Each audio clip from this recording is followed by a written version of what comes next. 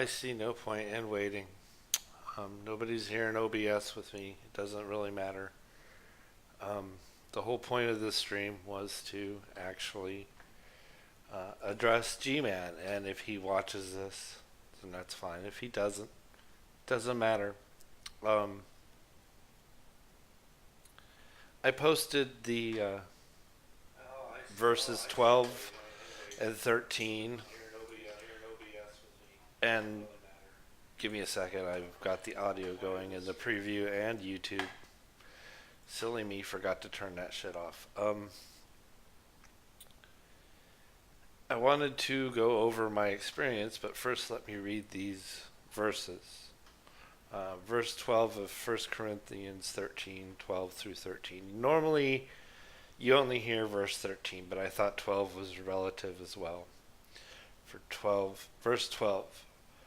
For now we see through a glass darkly, but then face to face. Now I know in part, but then shall I know, even as also I am known. 13. And now abideth faith, hope, charity, these three, but the greatest of these is charity. So in this stream, I am going to be charitable to G-Man, even though as much in the past as I have had a lot of... I don't like to say I hate people, but I have had a lot of problems with just being in the same hangout with G-Man because he comes in and he's very adversarial, and I don't like that. I'm not an adversarial person. He presumes people's position. But I saw Dragnot Silvus's stream on him this morning, and it appears in 2013 he was a very different person. And Dragnot talks about his recent foray into this vitriolic attack on homosexuality. And I'm going to go over my experience, and if this is that darkly mirror mentioned in verse 12, so be it, G-Man.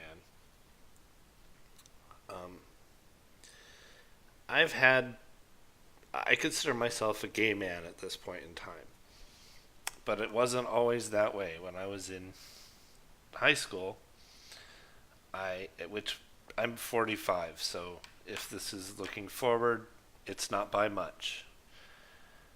When I was in high school, everybody goes through the hormone change, puberty. It's a wild ride when we all go through that change. And I decided that, I was kind of a nerd at the time, and it was, I was just, I never got anything as far as sex went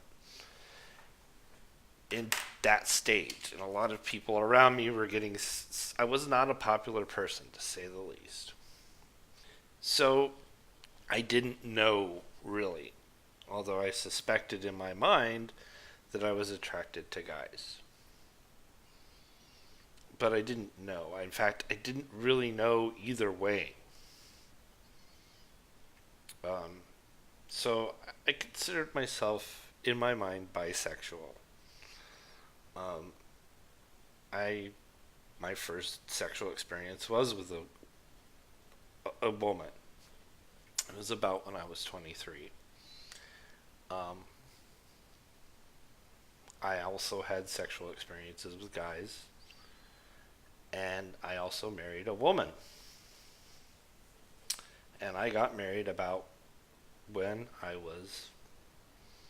actually got married when I was 29. This was in 2001.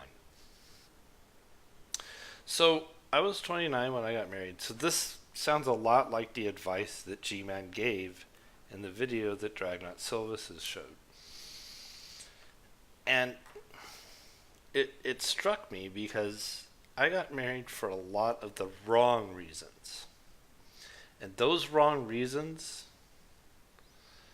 were long and just horrible. I got married because I admitted to myself that I was a bisexual at that point. I was comfortable in that in my head. I admitted to a couple of close friends that I was bisexual. I had even admitted to a roommate who I had an attraction to at that point that I was bisexual, even though he did not return those feelings.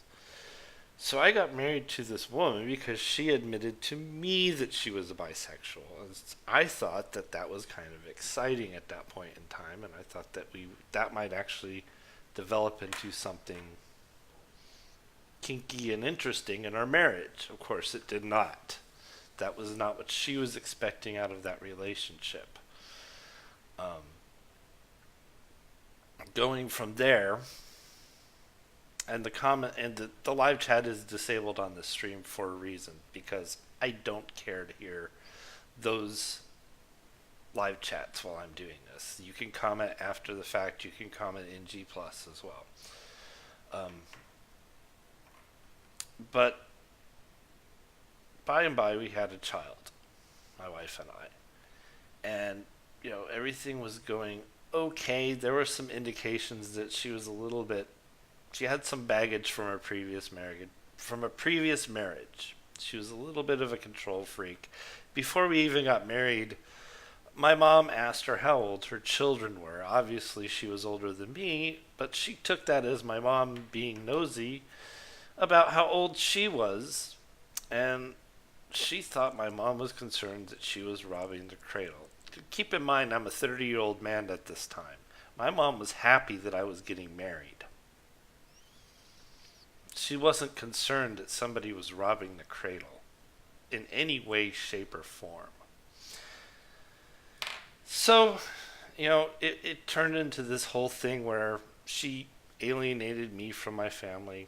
We moved down to Florida. She literally took me from Colorado and kept me away from my family successfully for 12 years. The only time I saw my family was when my son passed away in a pool drowning accident in 2004.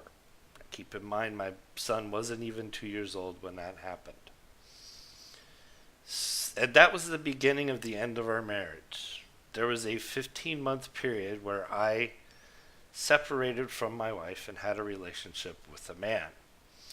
It was a very tumultuous relationship. There were times when we considered each other friends. There were times when we considered each other lovers. We were planning on getting married.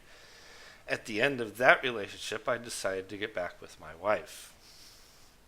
I literally had the choice of breaking someone's heart at that point in time. And so I decided to break the person who I had known last time. I decided to break his heart. And I went back with my wife and decided to try to make that relationship work. So I get back with her, and keep in mind that part of the impetus for us breaking up had nothing to do with him. It was because she had cheated on me after our son died, and her rationale for that was because she wanted to replace the son that had passed away, and I wanted nothing to do with replacing him. So there was a lot of baggage. It was very confused. There was a lot of stuff that went on. And I have heard, and I forget who told me this, something about your marriage, G-Man, and I don't know who told me this. It's probably none of their business. I hate involving myself in others' affairs, and this is my attempt to discharge myself from the rumor mill regarding you. So I had heard that she might have been a mail order bride. And mail order brides from Asian countries have a reputation of trying to get a ride to U.S. citizenship. And if that is the case, I feel horrible for if that is what happened to you. And in any case, my ex-wife decided that she was going to sit around the house for, I got back with her in 2005 and we split up in 2012. So basically 6 or 7 years, she sat around the house literally doing nothing. I was basically taking care, babysitting an adult at that point in time. I would get up in the morning, 5 or 6 o'clock, get myself and her ready for the day, go to work, come back. The house wasn't clean. Nothing was done in the house. Keeping in mind that she would give me a honey to-do list of going to the store, shopping. I would come back, have to cook, clean up the dishes, and I would eat around 11 o'clock at night and go to bed around midnight, 1 o'clock, get up at 5 to do the same thing all over again. I was too exhausted to have sex with her at that point, and she wondered why and was demanding sex from me.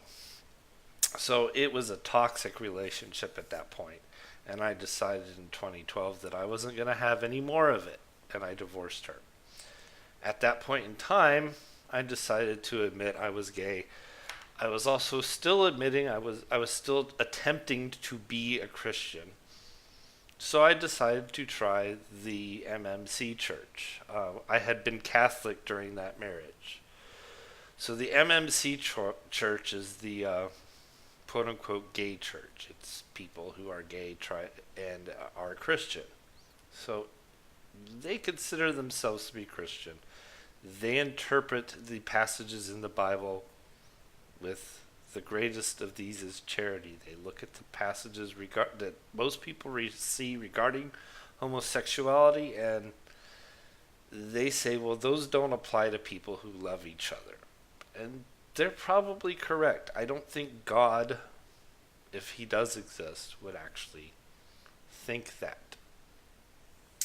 At this point, having read so many scriptures since then, every single religion that I've studied has an interpretation that theirs is the correct one, that their God's rules are the correct ones, and their holy men are the ones that interpret it correctly, and their rules and their interpretation is the only one that applies. And none of it really comports with what I understand to be reality. So in that justification to myself, I am an atheist. And that's the only justification I need, and I am the only person that I need to justify that to. And if that is verse 12 of Corinthians 13, verses 12 through 13 for you, if I am that mirror darkly, and that helps you in some way, I am glad to be of service. And that being said, ladies and gentlemen, please share, please subscribe, and please let G-Man know that this is an open letter. He is welcome to respond to it. He is not blocked on my channel. I may be blocked on his. Thank you for watching.